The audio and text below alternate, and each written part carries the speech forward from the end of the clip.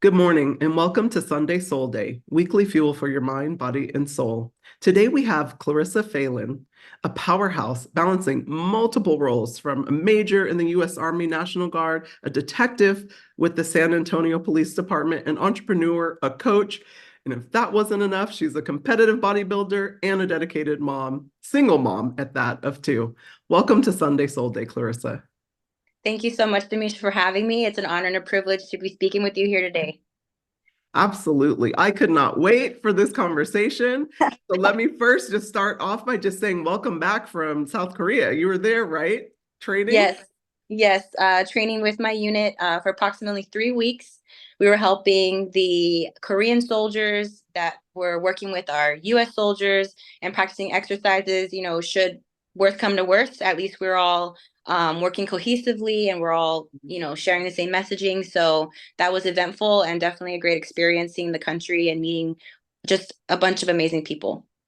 Well, always thank you for your service and all that you guys and your unit does and really all of the US Army. We just so appreciate everything that you guys do. You have a remarkable background, balancing multiple roles. Let's just start with a couple of them, like, from military to law enforcement and even entrepreneurship. Like, where did you grow up, first of all? And then have you always wanted to join the military and law enforcement? Well, I grew up in San Antonio, Texas. I was born and raised there. But in high school, I was privileged to join an ambassador program where I was able to see parts of Europe, Scotland, Ireland, Wales. And during that high school trip, I realized I wanted to travel, right? Because if you only grow up in a small city, you don't know anything else. As soon as you're, experiencing other things, and it's like, oh my gosh, there's a whole other world out there. And then I had my two children in England because their father was in the Air Force. And so that's what brought us over to Europe. And I was introduced to the military lifestyle. So I didn't always want to be in the military. It wasn't really an option, right? Your family, well, my family, I won't say your family. My family was like, you're going to be a doctor, a lawyer, a veterinarian, something of that sort. Something successful, right? Quote unquote. But I was introduced to the military and I was like, you know what? I can do this. I love the camaraderie growing up as an athlete, being part of a team.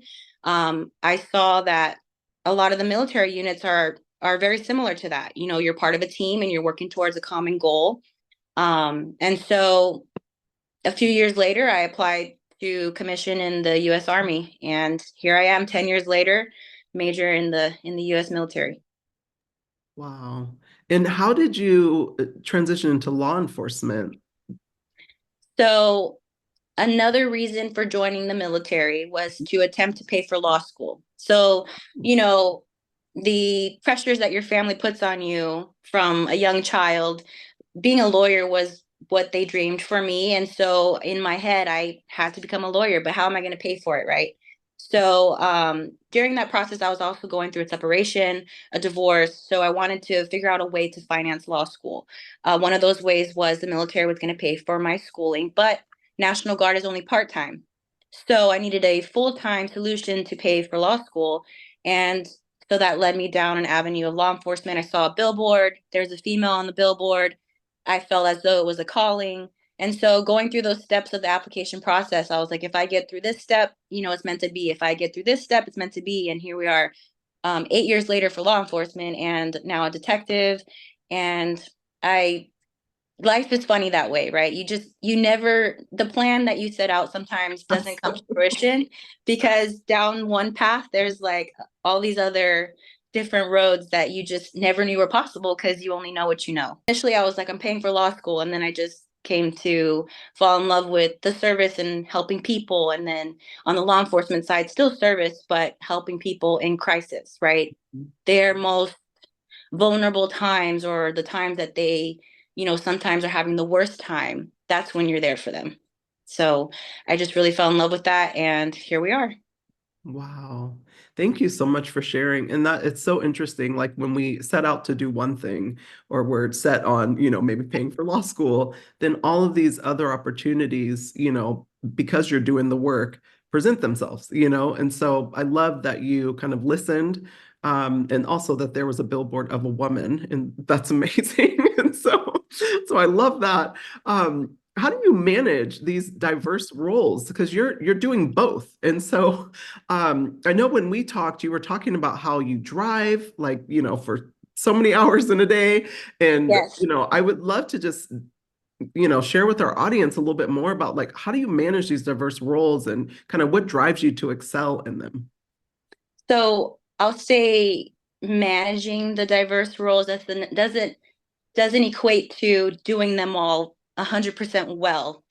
Mhm. I just want, everybody listening to know, we are fed through society that, find somebody that can do it all, or you can do it all. And you can most definitely do it all, but just know that it's going to tax on your rest, your mental health, you're going to have to prioritize and time management, and know that you're not going to do everything 100%. With the roles that we've just listed, there's the military, law enforcement, motherhood, physically, making time for my physical abilities. And so rest is gonna suffer a little bit from that. And so you just have to accept that you're not gonna do everything 100%. So it's what is important at that moment in time. So Mhm. how I manage that is prioritizing. Do I have drill this weekend? I'm a commander in Austin. So I'm gonna have to drive 2 hours there, have a 8 to 12 hour day, drive 2 hours back because I have to, feed the animals or have my children that weekend.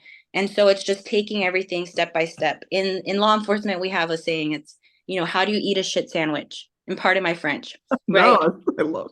But it's one bite at a time. So you prioritize what is important in that moment. You take care of what is important in that moment. Maybe I'm in a meeting and my kids call and say, they need a ride, or, something fell through, they're hungry. Mhm. And then I have to immediately transition from my meeting. Hold on. Motherhood is my first priority. This is the reason I'm working. Let me step out for a couple of minutes, take care of that. Okay, now I'm back to commander mode. Mhm. So it's just realizing that not everything is going to be perfect. And so relieving yourself of that expectation of perfection, Mhm. and those different roles you're going to be giving anywhere from 50 to maybe 100% in that moment. But just know that your hats are going to need to change and shift throughout that time frame.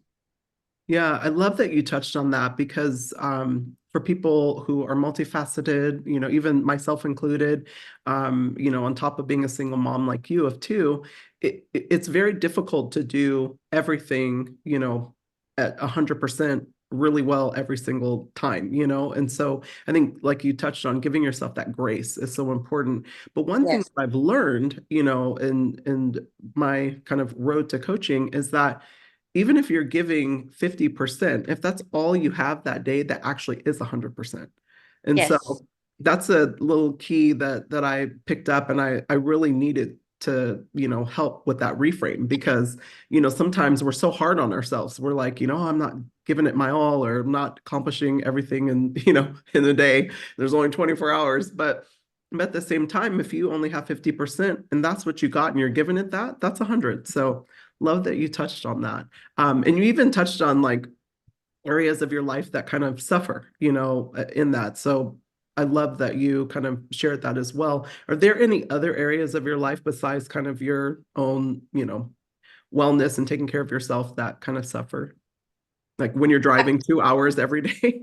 Oh, well, most definitely the rest, but I would say the self-care aspect, I've Mhm. had to learn that I need that. And it's okay to need that, to want that, because you deserve that. You're working so hard. And growing up in a Hispanic, mixed culture household, it was always about the family, about your siblings, about what your parents wanted. I guess I would say I was mostly a people pleaser. I was the oldest daughter in my family. And so I'm taking care of my younger siblings. I'm wanting to do everything right for my parents, straight A student, multiple sports, clubs, everything. But I didn't realize that while that brought out a lot of great qualities that transcended into adulthood, I also never learned how to prioritize myself. Yeah. That's something I definitely changed with my children. And like I said, pros and cons to that. But I didn't realize until my early 30s that wow, I'm exhausted. So I need to schedule my rest time. I need to schedule a massage. I need to, listen to my body. Because also in my trainings, military and law enforcement, if you quit, you die. That's that's the training. If you're in a gunfight, or if you're, trying to somebody's trying to take your life, if you quit, that's it. Go dig your grave. For a long time I struggled with, I'm not going to quit. And being relentless is a beautiful thing, but also understanding that your body does, for longevity purposes, you do need to rest and you do need to prioritize yourself. So setting those boundaries, I've gotten a lot better. And actually bodybuilding is what assisted me with that, because that was the first time that I said, for these 5 months, I'm focusing on myself. So that way, when I'm on stage, I know that I brought the best package and I have to rest. My stress levels have to go down. Otherwise, my body's not going to respond to this training properly. Wow. Oh my gosh, you said such a mouthful when you're like, if I quit, I die. Like that is, it's so interesting. I've never been in, law enforcement or the military. And I always grown up with that mentality, like just do it, do it, do it. And it's great in a lot of ways, but Mhm. also does you a lot of disservice, especially when you're trying to balance a lot of different roles. So Right. thank you so much for touching on that. I'm so curious because you're a woman in these positions. Like, what has that been like, as a female, in law enforcement as well as the military? Like, I mean, what is that like? What's your experience been like? So I think it's common knowledge both the military and law enforcement are both male dominant professions. Um, I will say that being in law enforcement has helped my military career as I've ranked up in leadership, Wow. because a lot of the males are in law enforcement. Because, like I said, I'm in the Texas National Guard. So it's a part time and everybody has full time occupation. So it's either they themselves have been in law enforcement or a family member, or there's more respect for my occupation. And I think because it is a male dominant profession, that I receive a little more respect at the table. But being that I am a woman there, and the level that I'm at now strategically, during meetings that I go into, I may be the only female at the table. When I worked for the infantry division in Austin, um, that was just not common. I mean, that Mhm. was the common thing for me, was that I was the only female at the table. So I knew that not only did I have to come in prepared, but better prepared, because I'm going to get the questions, I'm going to get the little sly remarks. And it was, I don't want to say natural. It was just, I already knew that that's what I was going to Yep. get. You So expected it. It's like you expected, almost yes. expected. Well, I want to add a layer because you not only are you a woman, but you're a woman of color. Yes. And so like I know for me in my profession, like I've always felt like I've had to be like over prepared, Yes. and always thinking like many steps ahead. I always say I'm constantly playing chess in any, area of my life, and so I wondered just in when I was kind of thinking of what I wanted to talk about today, I was like, I wonder if she kind of felt that too, in all of her different roles. Most definitely felt that. I will say on the law enforcement side, probably in a few years, I may feel more of the leadership. The number of women are less in leadership, but as far as law enforcement officers, we are blessed in San Antonio that our Hispanic officers match the culture. So the officers are Hispanic and they match the community, as whether it's 70%, or I can't tell you the exact percentage, but majority Hispanic officers, majority Hispanic population. Then we have, African American matches the African Mhm. American population, and then Caucasian matches Caucasian. So it's not like other municipalities where it's predominantly white officers serving, say a Black community. So Mhm. I think there's a little bit more understanding and cohesion there, where we show up to calls. We understand, that in times of crisis, a Hispanic culture may be yelling. And that doesn't mean that they're being aggressive with you. They're just at a Mhm. heightened state. And so I think that has assisted us in being able to relate to our community and serve our community better. Versus if I served it somewhere else and I'm going to a home of a different culture, maybe I wouldn't understand it as best as I do. But back to military, I said I'm the only woman at the table a lot of times, or all the males are Caucasian. It just is what it is. I will say the last few years I've seen an increase in diversity. And at my change of command this past September, I chose all female leaders to do the ceremony. So in that Oh, moment, wow. I felt, I felt as though we had to call out this moment because we had our speaker was a female. The two commanders, my outgoing commander and then I was the incoming commander. We're both female and both of color. Um, and it was just our chaplain. She was a female. No way. So it was just a beautiful, I wish I could send you a picture of it, but So it sounds beautiful. So thank you so much for sharing. And I didn't realize that, like I knew the numbers were limited, but didn't realize like how limited they were. And you were so right about officers serving in their communities that are, similar to their upbringing. And I wish more more states took on that same approach. Because I think it's so important to be able to relate to the community that you're serving, while learning about other communities as well and being open to that. Um, right. but in crisis mode, you're so right. I'm amazed that they're doing that because that's not heard of in a lot of other states, which I'm sure you already know. So, um, wow. Man, we could talk about this forever. But one thing I'm curious about is like in your roles, right? Like, how do you experience, how does your experience in the military kind of inform your approach in law enforcement and vice versa? So I think the biggest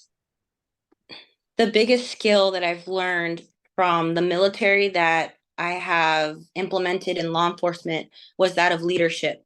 So, as a military leader, you come in, and the first year, 2 years of training, there are leadership blocks on leadership blocks that you're gonna learn, you're gonna brief, you're gonna implement, you're gonna be in charge of a team, and that then transposes to now you're in charge of soldiers' lives because you're going to send them out to battle. You're going to send them out on whatever order that you give them. They are looking to you for whatever the mission is to go complete it. So they have to trust you with their lives. Their parents have to trust you with their lives.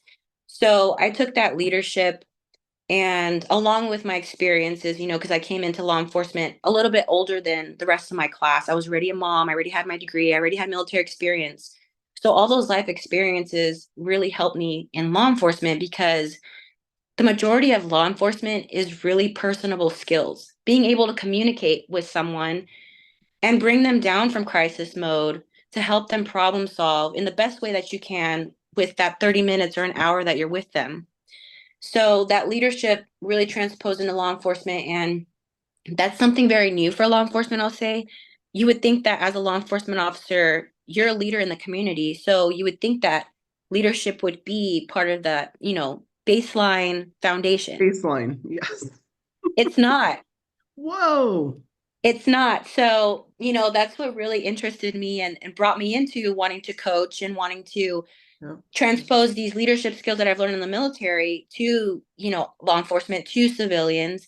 But what I've implemented in the military from law enforcement is being able to decision making, um, the best decisions I could make in the moment of time with the information that I've had. Mhm.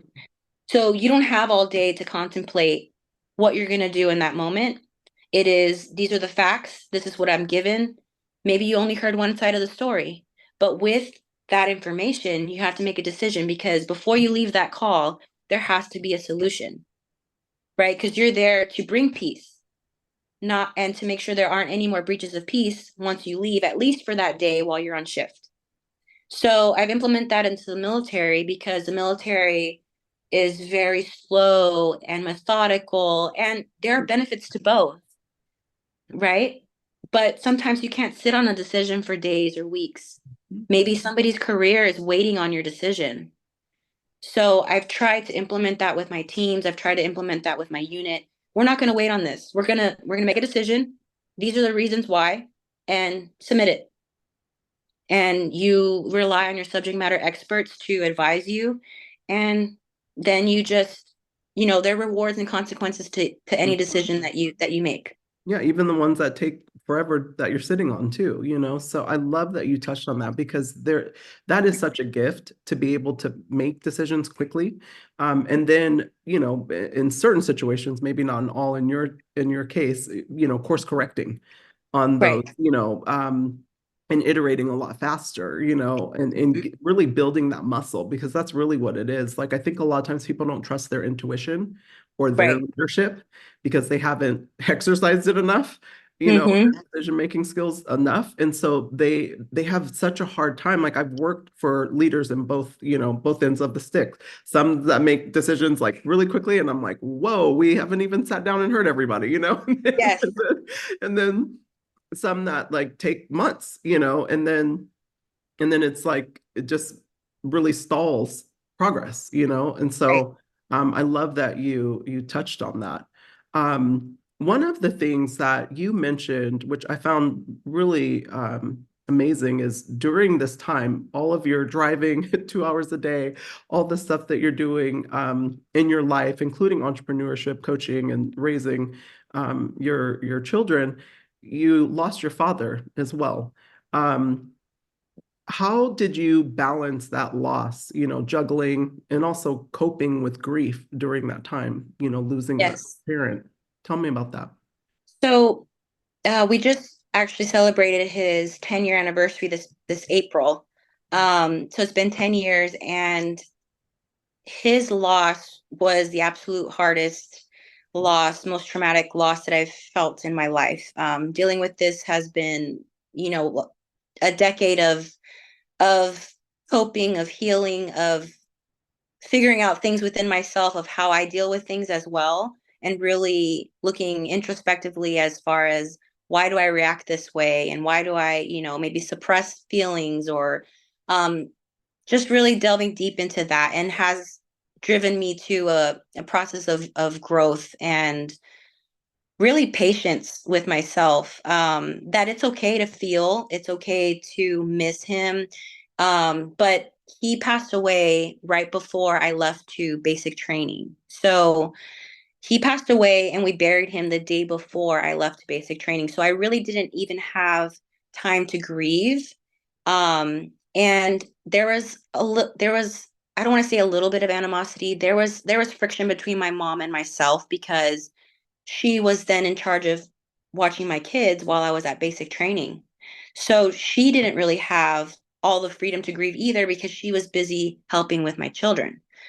But then we fast forward a few months later, and she actually thanked me for choosing her to raise my kids because she said had she not had that responsibility of raising her grandbabies, she doesn't know where she would have been mentally. That raising them helped her get through those first few months and saw the purpose in life. Yes, we had younger siblings, but raising younger children is just different than raising teens.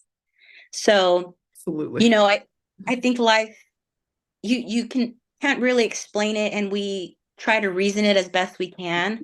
Um, we just really keep his memory alive and the lessons that he taught us alive, where he told us, whatever you do, I don't care what you do, but you're going to be the best at what you do. His favorite Bible verse was from Timothy, I have fought the good fight, I have finished the race, I have kept the faith. So, and I have that tattooed on my arm, but as well as a portrait of me and him. But that whole time during military training, that's what I reflected back to was I'm fighting the good fight. I'm not going to quit. That's what has driven me my whole life. And he was my biggest supporter. So I can still hear him cheering for me at cross country meets and track meets. And um, it pushes me through during the hardest times. So while it was the hardest thing to lose him, I know I gained an angel that's with me all the time. Oh my God, that's so beautiful. I love that Bible verse. That's so beautiful. And love that you carry his memory like that, with you. And it's so beautiful. Allows us to celebrate them in a way, even while grieving. And the reason why I brought that up, because, one thing that is such a common denominator with really all of our guests and all of us, all it's a human experience that we're experiencing, but um, is grief and loss and Mhm. pain and transitions. Like that's the common denominator, and it doesn't miss any of us. No matter what our sexual orientation is, our belief systems, our race, like it doesn't miss any of us. And so that was a big reason and driver for Sunday Soul Day, because you know we all have these incredible backgrounds, that we've gone through life and doing extraordinary things, some of us more extraordinary than others, and but we have these moments of transition, of pain, of grief that just maybe take us down, and then how do we get through that? Mhm. What does it look like on the other side? And the reason why I wanted to bring it up, because I know it'd been a decade, but you still feel that, and so, Yes. I'm hoping that whoever's listening gives themselves grace that, no one gets to dictate how long you grieve someone ever, and it's a process as you're going through the grief cycle, and sometimes you might relive a part of that cycle. You might get back angry again, then you might get to a different spot in the grief process. So I wanted Mhm. to share that. Is there any, kind of pieces of advice or maybe some strategies that helped you when you were coping with this? Like maybe someone who maybe recently lost a parent that you could share? One, I think connecting with others that have also lost a family member, a friend. I think this is something that most recently has come to light where we didn't talk about, um, the dark, I would say the darkness within us, right? That we suppress. We only want to show the happy things, and social media is the happy things. And I think recently there has been more growth in sharing what's going on internally, what is hurting us. And so for me, and I'm not a psychologist, and just this is what has worked for me, was doing everything in memory of him, and as if he's still here watching me, as if he's still cheering for me, um, that I'm going to continue, just as he said, to do things to the best of my ability, Mhm. whatever it is, whatever makes me happy. I know would make him happy. Just understanding that healing is not linear, like you're saying. We may have a good few weeks, a good few months, but understanding that it's a rolling type of line. It's not linear. Yeah. Um, and something may trigger it. I recently did a promotional marketing event for Dark Sport. They're a bodybuilding company, and they asked for participants to submit a story to a campaign called "We Wish You Were Here." And so it was another opportunity for me to share his story. So for me, every time I get to share his story, every time somebody asks me about my tattoo, I'm able to share his story, share his memory, and that is what has helped me heal. So I would say any moment that you get to share, try not to suppress it. I know sometimes we want to mask our emotions, we want to be strong, but everybody is hurting in their own way. Hmm. And so, when you ask somebody how are you doing, or don't just leave it at, if they answer you, I'm fine. Well, ask a little bit further, because you never know what impact you can make, and allowing them to share what their true feelings are, what they're really going through. Yeah, and I love that you touched on that, because I think too, like generationally, and maybe Hmm. you experienced this with like your mom, like in our generation and younger, we're a lot more, and I think social media has helped with this, because we've gotten a lot more imprints and visuals of people, kind of showing not just the light and the happy, but also like the sadness and the darkness, as you shared. Right. But generationally, people like my parents, maybe your mom, they're not as comfortable sharing Right. their darker side. And for me, I just call that vulnerability. It's like Hmm. they're not comfortable with vulnerability. And so I think as much as you can peel those layers back, within yourself first, and then, helping others do the same is definitely key. And so like during softball, I remember, if you slid and you got a really bad cherry on your leg, right? The only way to clean out that wound was to get all that sand out, and if it was infected under the scab, you had to take that scab off so that way it could heal from the inside out. Mhm. So if you're just putting band-aids over scabs that aren't healed, that's only going to slow down the healing process. Let that wound breathe, let it come out and let it clean, heal clean from inside out, and Mhm. I think we'd be better for it. Yeah, it's a And beautiful analogy, by the way. Love that. and we'd be surprised at who has gone through a similar thing and maybe has needed someone to share that with. Yeah. Mhm. Absolutely. And that's why sharing our stories is so important and powerful because we don't know like how it will resonate and who it will resonate with, and how your journey and, some of the gems that you kind of dropped today or, wisdom nuggets, like, Yes. it's like you never know how that's going to impact someone else and really be a beacon of light for them. So thank you so much for sharing. Transitioning a little bit because you also are an entrepreneur and you ventured into various endeavors, including owning an Airbnb and building a leadership mindset coaching consulting business. Like, tell me a little bit more about that. How do you leverage your diverse skill set and experiences to kind of exceed in these areas?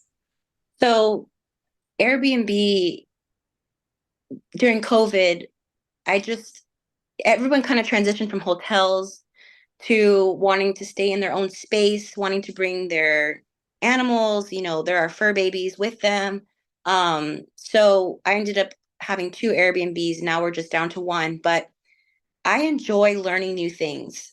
I love jumping into something and researching it and just having a newfound passion. I found that, if sometimes you don't have any change in your life, then it's not, I wouldn't say as thrilling as it could be, but I crave that excitement. And maybe that's, I'm an adrenaline junkie. That's why I'm also a law enforcement officer. But As I if need you weren't doing enough, but yeah. like I have 2 minutes of spare time. Let me just open an Airbnb real quick. But what the enjoyment that I found from Airbnb was that, you know, you create this home space and then you have guests that come in. And I really enjoyed them reviewing the home and hearing what they loved about it, what they didn't love about it, because we only know what we know. So my cozy space may not be somebody else's. And so just hearing that feedback and then really the positive feedback of they really enjoyed their stay because of this reason or that reason, that is what I enjoyed in the Airbnb process, was having a home that strangers could come into and that they enjoyed and that made their vacation a relaxing one. Now, as far as leadership and mentorship, I partnered with Luis Garcia, who has created a number of businesses: Milan Candles, Law of Ambition, No Sympathy for the Lazy. And what really resonated with him was that he's prior military. So, I've seen him speak, I've heard him speak. I've gone to their leadership weekend retreats, and I need somebody that's hard on me. That's how I receive things best. Is just the truth, the blunt truth, the ugly truth. And he really pushes you in those leadership retreats to bring your best. Bring your best, time management. Again, no sympathy for the lazy. No one's going to feel sorry for you if you're lazy. Why are you here if you're lazy? You know, um to be an entrepreneur, you are your boss.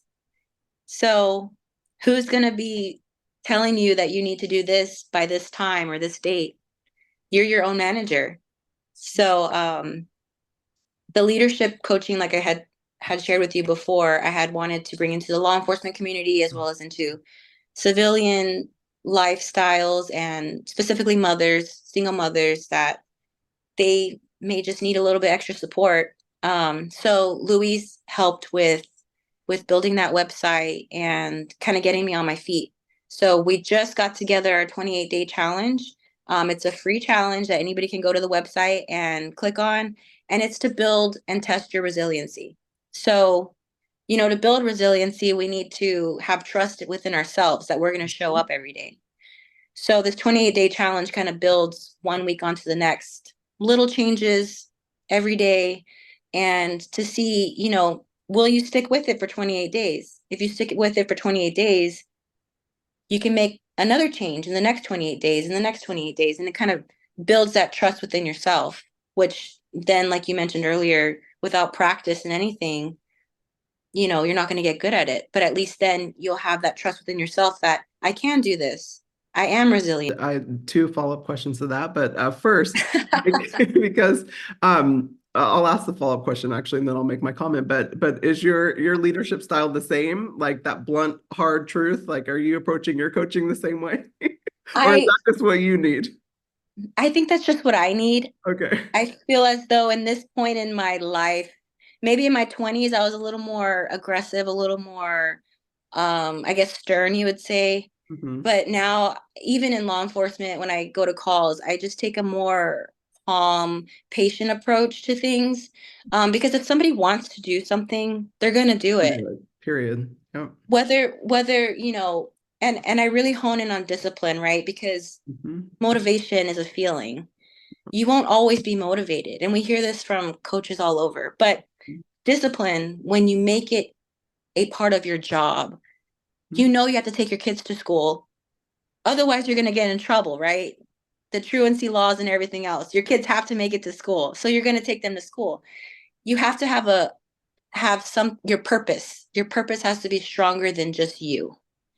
So, building So on that. good. That's so Building good. No, I love that you said that because I think that's what makes people fall off, right? Mhm. Because their purpose or their why, isn't strong enough. And Right. I've noticed that, like when you're not, and it's important to attach some feeling in it, right? Like so then it's strong enough in you so you can feel it through your five senses. Right. And the thing that I've noticed is like, with discipline, it's like really keeping promises to yourself and Yes. not breaking those promises to yourself. And a lot of times most people are better at keeping promises to others, but not Yes. themselves. And so, yeah, I love that you touched on that. There's, and that goes back to my upbringing is Hmm. I I had to do for my siblings, but I wasn't taught to do for myself. So for 30 plus years, that's all I've known. And so now this is a new concept where I'm allowed to do for myself. I work hard. So what are my goals and my wants? The bodybuilding competition, 5 months of not, I wouldn't say fun, but the reward and learning experiences throughout that. I am doing it again because I am so intrigued on what the body and the mind is capable of doing when you really put 100% in. Now, tell me about that. How did you start that process? Because that is so, I mean, first of all, it is like I've seen the workouts. I've seen like, I have a friend that does this as well. And I am amazed at how her body has transformed. I've known her since she was a little girl. And so I'm so fascinated. Like, what made you go down that journey?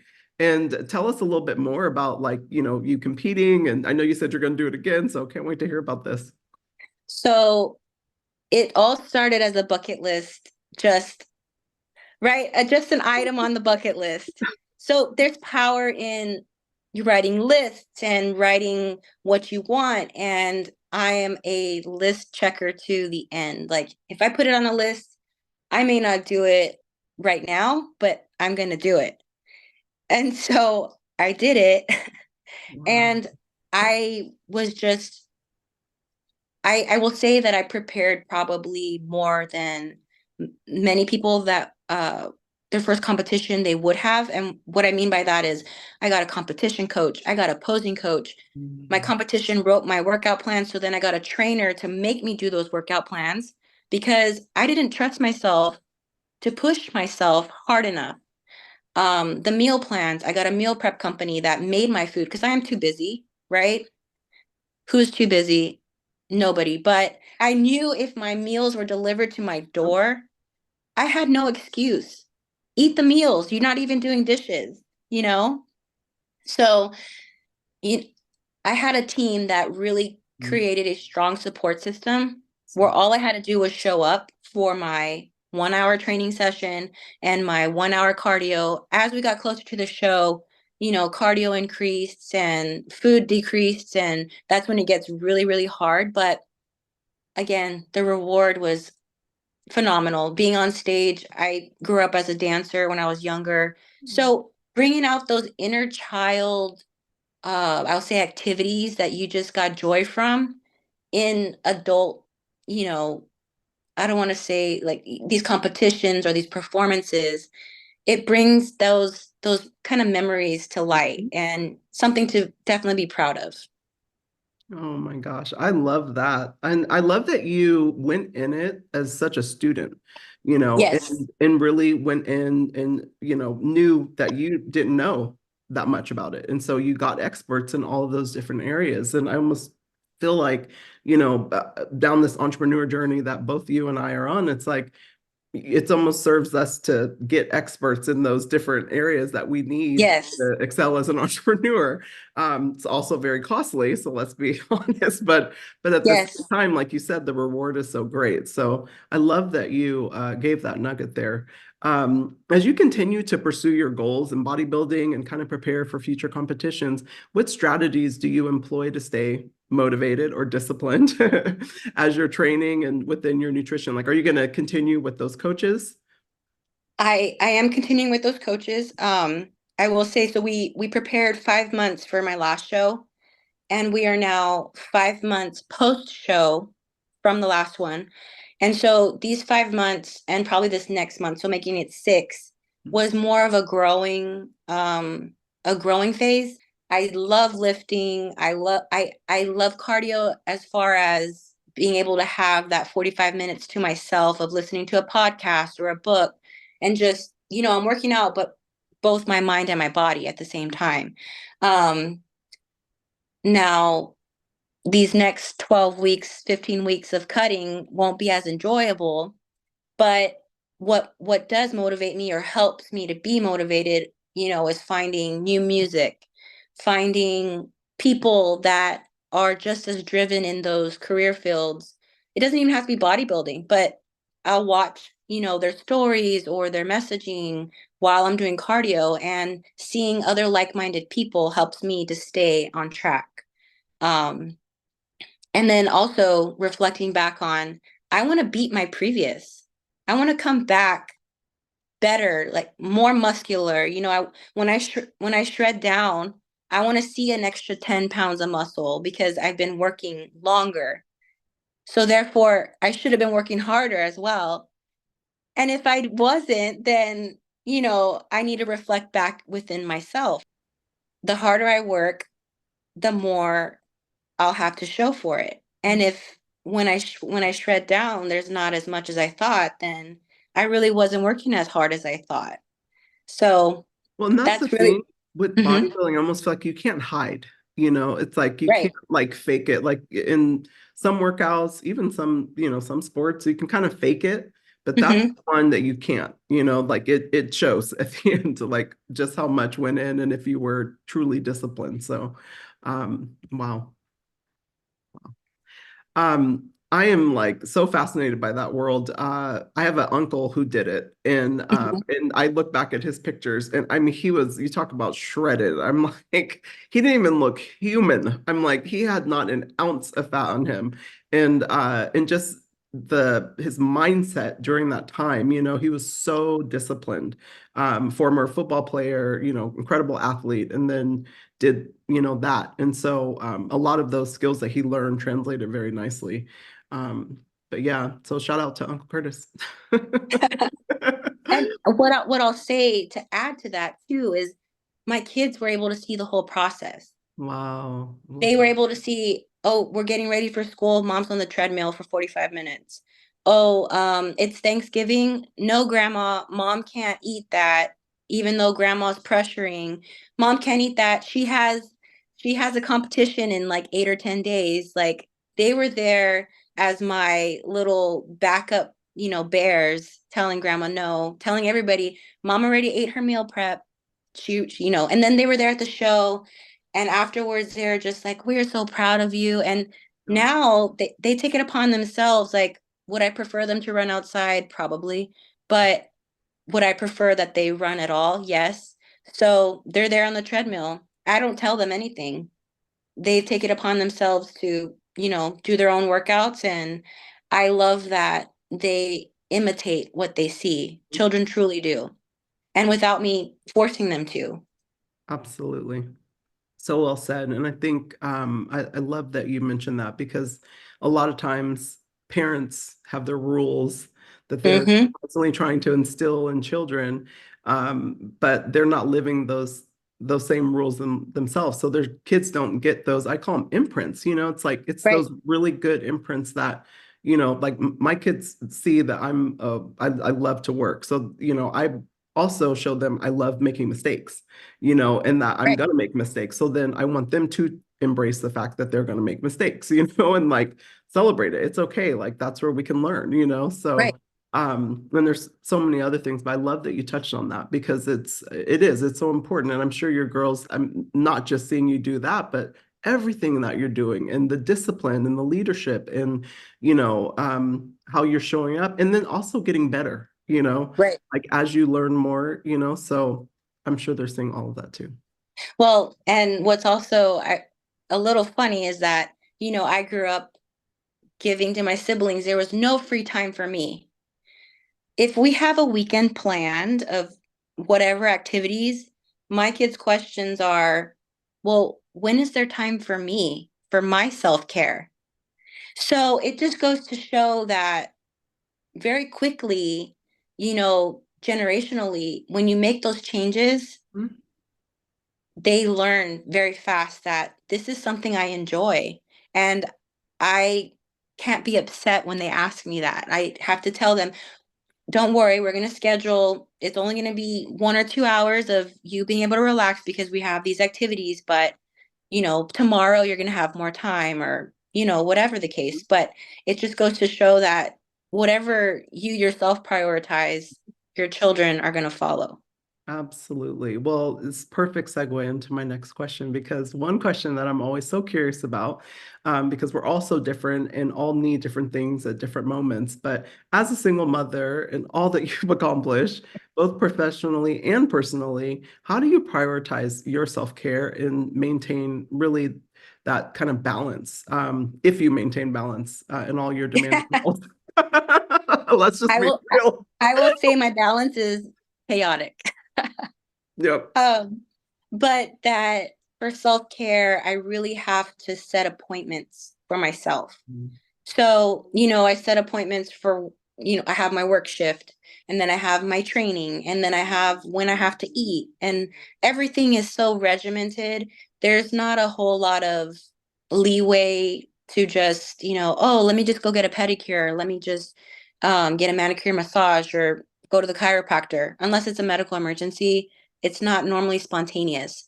Um, so I have to set appointments for myself, even naps, because we're not machines and we're getting older. I know. And I know my energy levels sometimes are just gonna, if I have say a 16-hour work day this day, and then the next day I have to get up in 4 hours to do another 8-hour shift, because law enforcement, pulling security, it just depends on events in the city, etc. We just had fiesta. Um, you just have to prioritize your rest, what you need. And for me, that's setting appointments for myself. Yeah, do you Because time block your day? Is I that how you do. do it? Yeah, wow. Yeah, and in those, moments like because you said you don't really have time for massages and all of that. But do you, a part of your self-care routine, like do you have like rituals that you do daily, no matter what, like your non-negotiables? My non-negotiables are before I go to bed, I write out everything, and usually it'll be an throughout the day type of process, but I at least review before I go to bed. Tomorrow or the next 48 hours, I have these things I need to get done that are a must, and then I have the things that I would like to get done if there's say a little bit extra time, and then, what my workday looks like. And sometimes those items are within the workday. So I'm double dipping, or, I'm having to have military calls while I'm on my law enforcement. And my supervisors are amazing. They work with me, if I have to take a 30-minute hour call. So I've been blessed in that way, but really prioritizing and time management. So the non-negotiables will be prior to bed, I'm reviewing what we're doing the next day, the next 48 hours. And of course, things are going to change. Things are going to get taken out, added in, just depending. Um, who's picking up my kids if I'm going to be working during that time? What are they eating? All those things too. So it's not just me. It's what am I, who's taking care of my kids if I'm not there?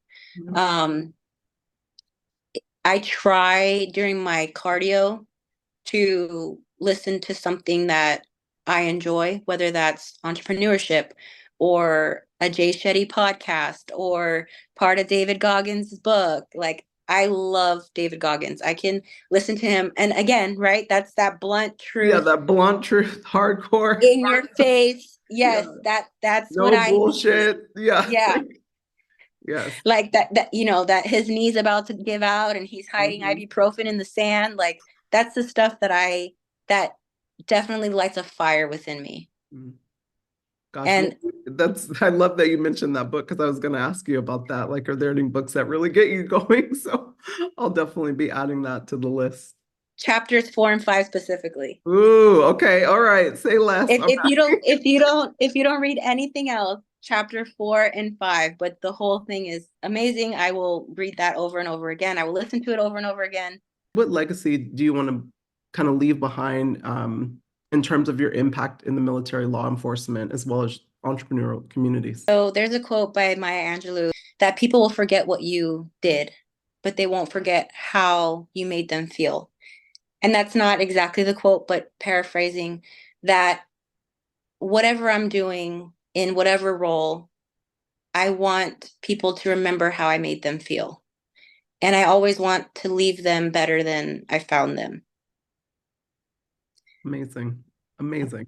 Thank you so much for coming on Sunday Soul Day, blessing us with all your wisdom and what I like to call gems. I really appreciate you coming on, sharing your incredible journey, and really so much more to go, because now you're building a coaching business, so we got to bring you back on to talk a little bit more about that too. Most definitely. And thank you so much, Demisha, for having me. It's an honor and privilege. And I hope that we continue to be connected. Absolutely. And shout out to Luis Garcia for connecting us. So yes, shout out to Luis. I will have to tell him thank you. Absolutely.